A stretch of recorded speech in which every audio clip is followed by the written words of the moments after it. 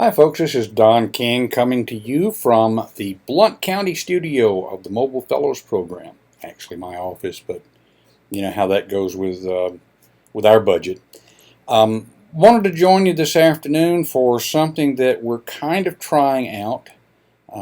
Still getting used to this Facebook Live thing and seeing how we can get recordings that we can share in other ways. But thought I'd have a practical tip to share with you. Let me say first that I'm looking at doing a regular coffee with Donn kind of thing. And if you followed our Mobile Fellows podcast for a while, Brandon Ballantyne and I have done Mobile Talk for a while. It's built around the idea of like Jerry Seinfeld's getting coffee with comedians in cars and that kind of thing. Modeled on Car Talk as well.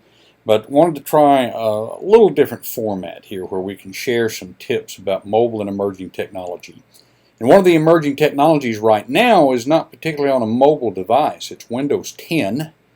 There's a lot of jokes that go around about what happened to Windows 9. You know, we went right from Windows 8 and 8.1 to Windows 10. There's been some official statements, some unofficial statements about that sort of thing. I tell students sometimes Windows 9 was so bad that even Microsoft wouldn't put it out. The reality does seem to be that they wanted to distance themselves since Windows 10 is such a brand new, from the ground up kind of product. They literally wanted to put distance between themselves and the unpopular Windows 8.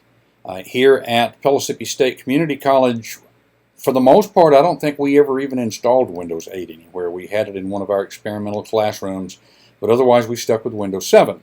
We are moving to Windows 10 right now, and I'm finding that apparently some colleagues are struggling with one little difference in particular. I will say I like Windows 10 quite a bit more than Windows 8. All joking aside, I haven't made up my mind about it yet. It looks pretty good. One of the first things I ran into when I went into a lab with Windows 10 on it was, how do I log out of my account? If you click on the power button, which I think is what most of us would think to go to, you have an option for restarting, you have an option for shutting down, but there's nothing there for signing out. I have walked into classrooms where colleagues have left their accounts running because I think they didn't know how to sign out of it, but they didn't want to completely shut the computer down. Well, I came across this, a tip somewhere on the internet, and I want to show you how simple it is to sign out from the computer but leave it running for the next person who's going to use the classroom. We'll pull up PowerPoint here for just a moment, and as you would expect, you will click on the Windows icon. It's right in the place where the Start button used to be. It's kind of nice to see that back, quite honestly. But when you get that clicked, then the next thing, you don't want to click on the power button. You want to click on your icon for your personal account.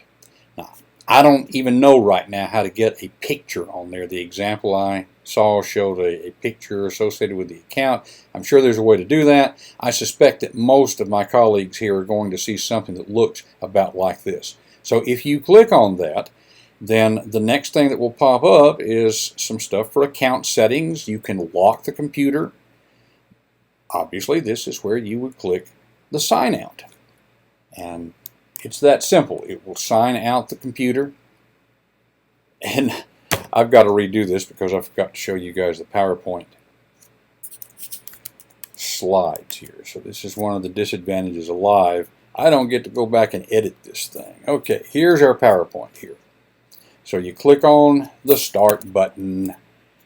You don't click on the power button. You click on the icon. And then you get the sign out. So it is that simple, that easy.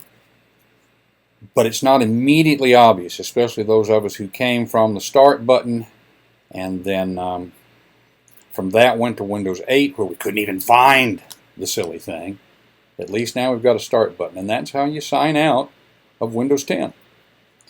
So we'll see how this Facebook Live thing works for us, see how it works with our software. I'm not sure where we're going to go with this.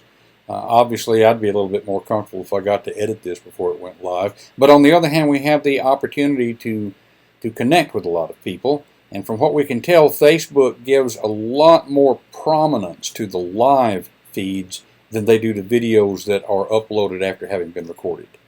We'll give it a try. Anyway, let me know what you think about this, and in the comments you might want to make some comment about when you're most likely to be able to see little things like this. Thanks for spending a little time with me today, and we'll talk to you later.